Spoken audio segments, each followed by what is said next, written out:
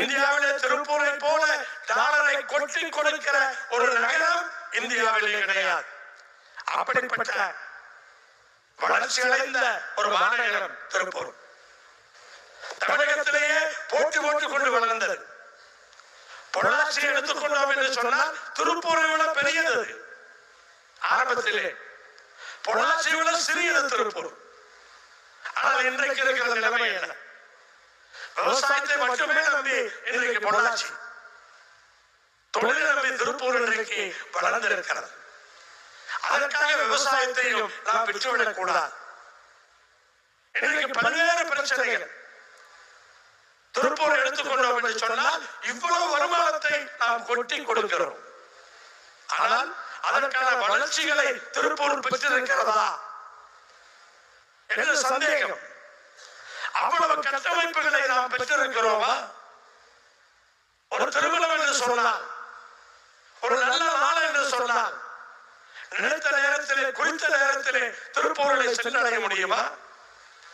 அல்லது வெளியூரிலிருந்து வருபவர்கள் திருப்பூர் மாநகரத்தின் வழியாக செல்ல வேண்டும் என்று சொன்னால் தவிர்க்க வேண்டிய ஒரு சூழல்.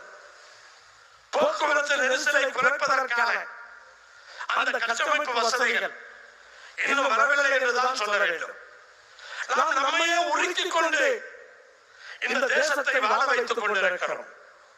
இன்றைக்கு திடக்கழிவு திருப்பூரிலே 1,20,000 டன் என்ன செய்வது என்று தெரியாமல் கிடக்கிறது.